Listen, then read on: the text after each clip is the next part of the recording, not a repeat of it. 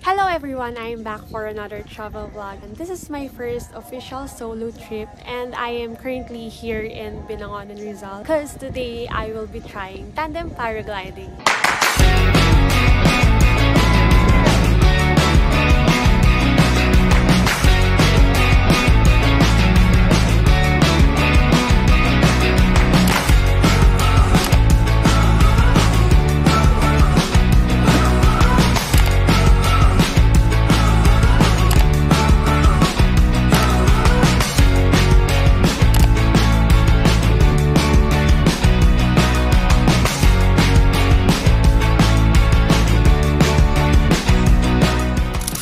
It's currently 7:05 AM. Good thing maganda yung weather today and iniintay na lang namin yung good wind or magandang hangin kasi yun yung pinakakailangan sa paragliding. So nandito kami sa waiting area dito sa may Hiraya Cafe. Pwede ka umorder ng mga coffee or food. Ito yung view namin today. So dito sa site facing yung Laguna de Bay. As you can see, ayan siya. Currently wala silang matcha. Wala akong mabibili doon kasi the rest coffee na. Alam mo naman, bawal ako sa coffee. Magsa-start na sila dun, guys. Hi ka sa vlog ko. Start na! Excited na ako.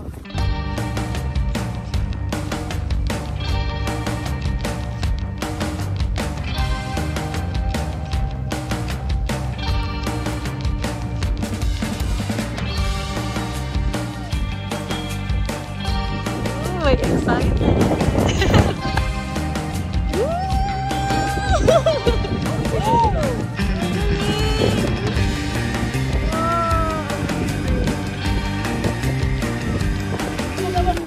Ay, excited na ako. Nakinakabahan.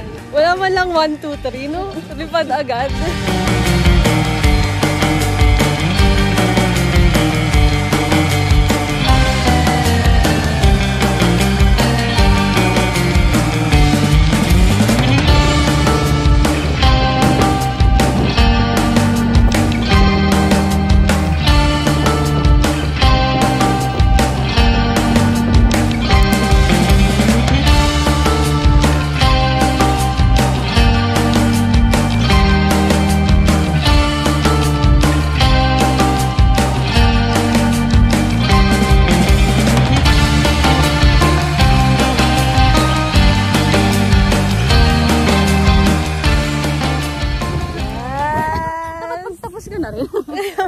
Ano pa?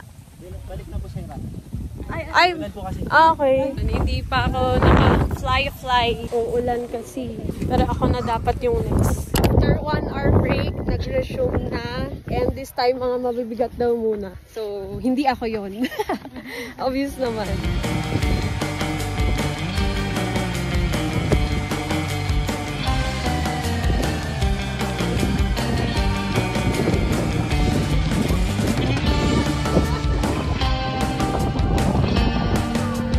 Sana hindi ako masukagay.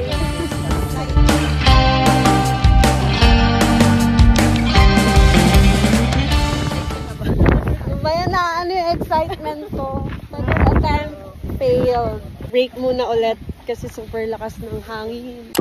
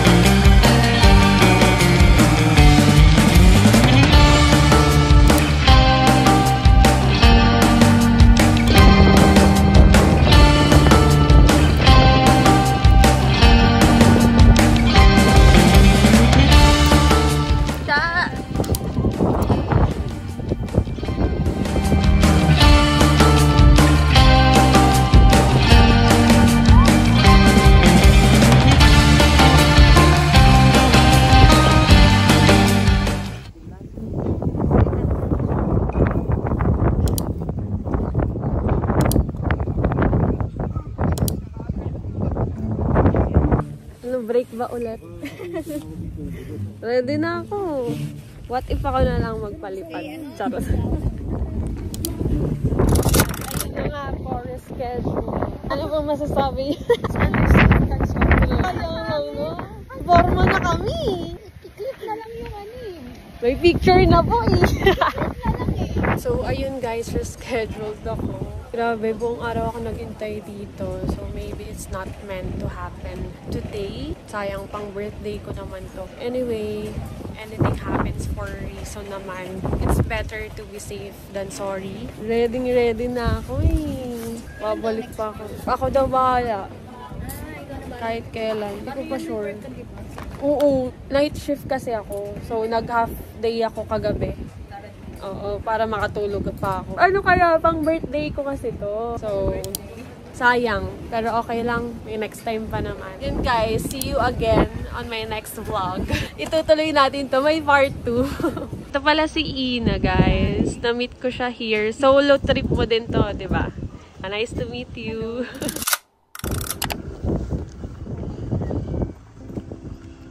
Good morning guys, I am back and it's my second time here. Sana makalipad tayo ngayon and the weather is so nice today. So as you can see, dating namin dito, sunrise na siya.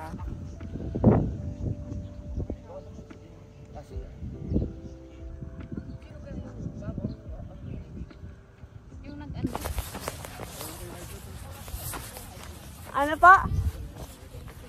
Ay, ako na? Bawa ka mamaya. Kaya nga po eh. Naudlot ako last time eh. Si ma'am. Ay, sorry po. Salamat ka, naka-helmet si mama. Oh my God, ako na agad! Finally! Kasi magaan mapuna ang punan. Oo nga po. Hindi nga ako, akala ko sila lang. Ito lang si Kuya, Kuya, picture! Koy! Video daw. Oh, ito oh. Sa phone niya. Okay po. Let's go. Let's go, finally! Makakalipad na rin.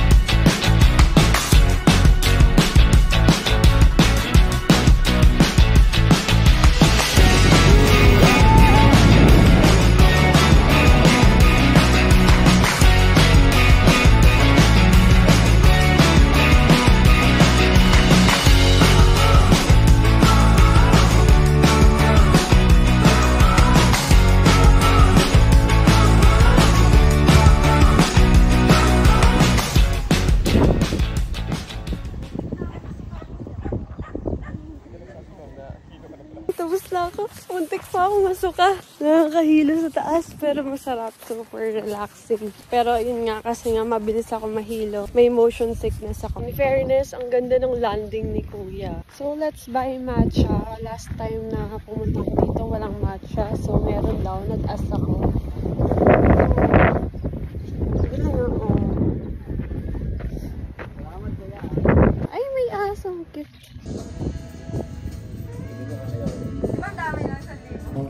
Small po. 80.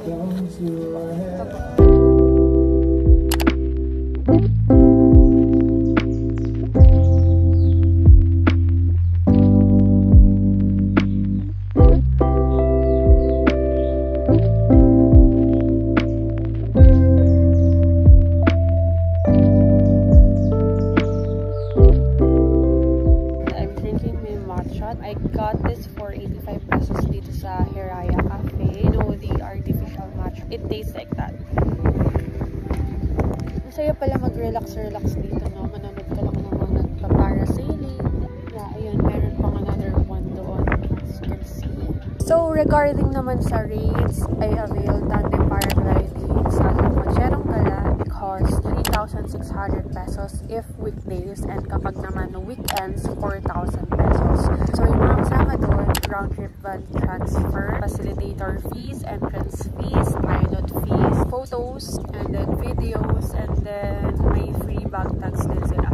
Meron din silang camera rentals, and it costs 1,000 pesos. Flight time is around 7 to 15 minutes. Depende rin kasi yan sa hangin. I can say sulit naman yung experience. For me, it's kinda expensive, pero experience kasi yung binabayaran mo dito. And yung mga pilot dito is experienced na sila. Yung pilot ko kanina, almost 10 years na siyang nagpa-paragliding. Alam niyo na yung mga do's and don'ts. And of course, the safety of the guests. Una, okay lang, hindi ako nahihilo. Meron lang parang feeling sa tiyan. Alam mo yung kapag nag-rides ka, ganun. Tapos, nung medyo lumalakas na yung hangin, ayan, umiikot-ikot kasi yun. So, medyo nakakahilo yun. Tapos sabi niya, bakit daw hindi ako nagsasabi? Eh, sabi ko, syempre titiisin ko para mas mahaba yung flight time. Mahal-mahal ang bayad ko dito, tapos saglit lang. Kasi nasusuka na ako. No! Titiisin ko para masulit ko yung bayad ko. But anyway, hindi naman ako nasuka. Muntik lang, as in. Pero grabe yung experience. Super relaxing sa taas. Though, medyo nahihilo ko, pero lumalanghap ka ng fresh air. Nakikita mo yung view. Merong city view doon, meron ding mountain view. Makikita mo tong lake view. So, pag uwi ko ng Manila, marami na akong gagawin and mabibisi na ako. Mag-edit ako ng vlog. And yep, that's it. Thank you for watching, guys. I hope na nag-enjoy kayo. And if you like this video, please don't forget to like and subscribe to my YouTube channel, youtube.com/chaesteban. And I'll see you on my next vlog, guys. Bye!